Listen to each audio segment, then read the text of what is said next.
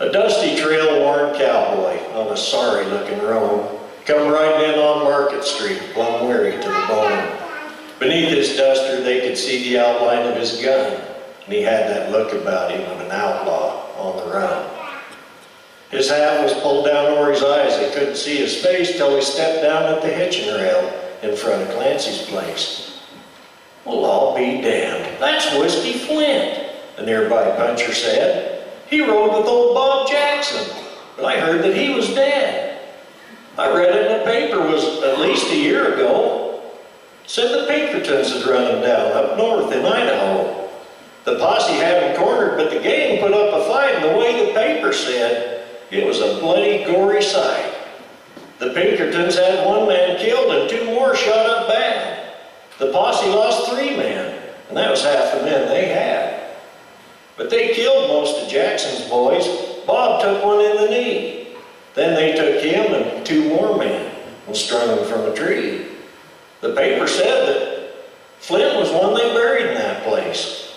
Said he died when a shotgun blast took off most all his face. But boys, I swear that's Whiskey Flint. I used to know him well. We both worked for the Bar S before the beef price went to hell. Believe I'll go say howdy. Offer Flint a double shot. That whiskey libers up his tongue, and I figured like as not he'll remember we was friendly, and he just might tell the tale how he dodged that old Grim Reaper when Bob's gang got sent to hell. So he walked right into Clancy's, grabbed a bottle at the bar, went to the corner table and sat down with his old pard. Said, "Hey, old buddy, how you been? Ain't seen you in a while." Flint slowly raised his lowered head, and then he forced a smile. "I reckon it has been a spell. I won't be here long.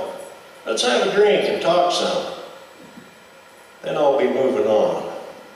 I expect you heard I cashed in when they run Bob Jackson down, but when them boys got caught, I wasn't anywhere around.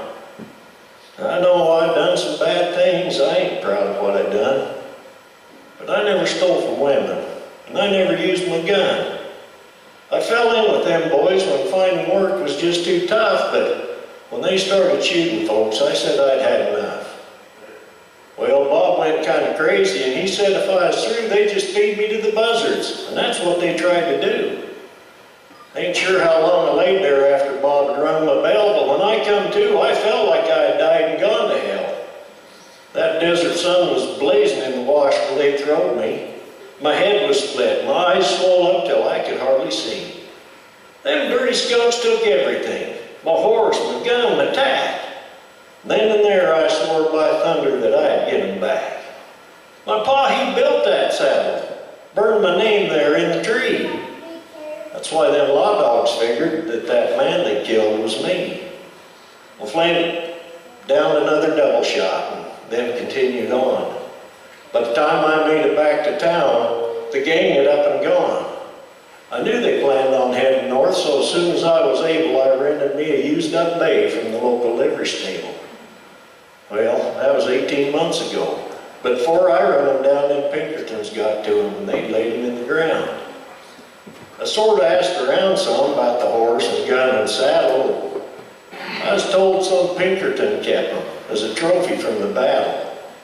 Don't care about that horse and gun, but I want my saddle back. I swear, if I'd caught up with Bob, I'd have killed him, and that's a fact. But I guess that don't matter now. Old Bob has paid his due, and like as not, I reckon I'll pay mine before I'm through. I'm hunting me a Pinkerton, that one that's got my cack, and if it comes down to it, I'll just steal my saddle back." Flint poured himself another drink and sadly shook his head. "This trail I'm riding's been so rough, I almost wish I was dead. I should have stuck to honest work. This life has brought me shame. Can't go where folks might know me. I can't even use my name. But hey, it's good to see you, friend. I might come back someday. Right now, I need a fresh mount, and I'd best be on my way." He stood and shook the puncher's hand and headed for the door.